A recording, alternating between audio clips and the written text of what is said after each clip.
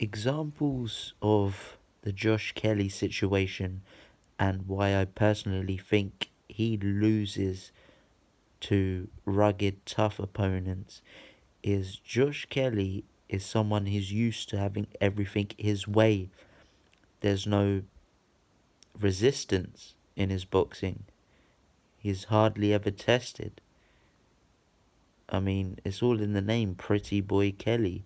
His style is very pretty and slick, but his style doesn't benefit where it matters most against a certain fighter who throws punches at awkward angles, who knows when to throw, when not to throw. He's got the timing right. And fighting a dude like that, you need to switch off into more your technical aspect as a boxer other than your athleticism. Josh Kelly's very athletic and he's got by on that by lesser opposition.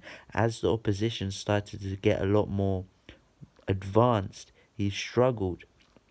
And when I used to box, there was plenty of examples of this when I used to box.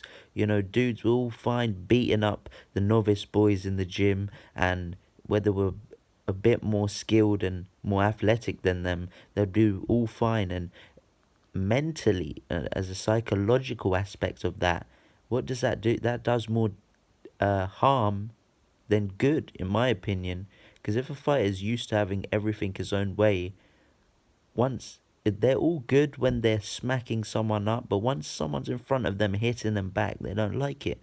And obviously, no one likes getting hit, but it comes with the sport. It's like, how do you handle that?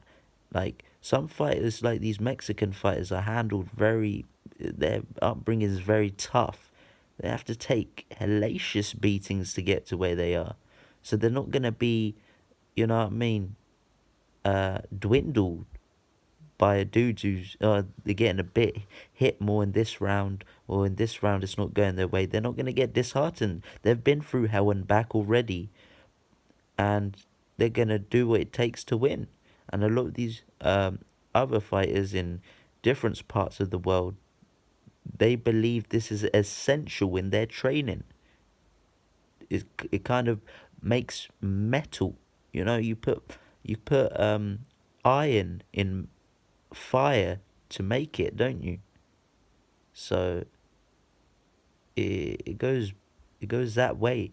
And with fighters like Josh Kelly, like where mentally he's used to having everything his own way. When he gets cut, then what's gonna happen? Is he gonna lose it? He did lose it. As soon as he got cut, he lost it mentally. He was nervous. Like it drained his whole body, and I'm not sure that was more the physical aspect of the blood loss. But mentally, he did not look the same. He didn't look as confident, as smug as he always does. And then that dude, I saw it coming from a mile away, was going to either knock him out badly or stop him. So, with fighters like that, you always find them in boxing gyms. They're like the cream of the crop, so and so, the golden boys. Everyone always circles around them, telling them how great they are. Gets to their head, when they're sparring boys of a lesser skill or caliber or not equipped to deal with them, they're all good. Once they're in there and it's a fight, they can't handle it. They'll never be able to handle it because it's been ingrained in their brain. And once the fights get tough like that and they get 3, 4 losses, they go, okay, boxing's not for me. It's not that. It's just they're brought up with everyone blowing smoke up their ass. It all comes tumbling down. These dudes are fire extinguishers. You know what I mean? Where they got all the fire in their ass and they're jumping around. These dudes put them out.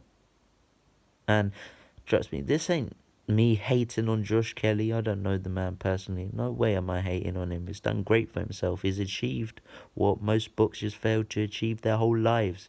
It's just I can sense it. I can sense the fact he's used to having things a lot his way. In fights, he's always had cherry picked opponents. And yeah, that's good for building a fighter's record. But what does it do for them as actual boxers?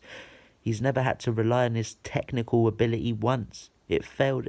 I'm not sure even if he has great technical ability. I'm telling you, he's very athletic. His reflexes are sharp. He's good in that aspect, but his technical boxing skills are horrible. Like, uh, like that dude who beat him, just he had an awkward style. It's unorthodox, but it's just something to think about, guys. Just because a fighter in the gym or fighting less opposition looks all slick, just think, would he able to pull them moves off and them maneuvers off of someone who's actually there, not to lie down, and has tools, certain tools to deal with that? And once he makes it a dogfight, does they have it in them to stay there and go lever for lever? Go like, you have to kill me to win. I mean, I don't really want to talk about that in the boxing aspect, but that's what it is. I hate when people say it's a gentleman's sport. No, it's fucking not. It's not a gentleman's sport.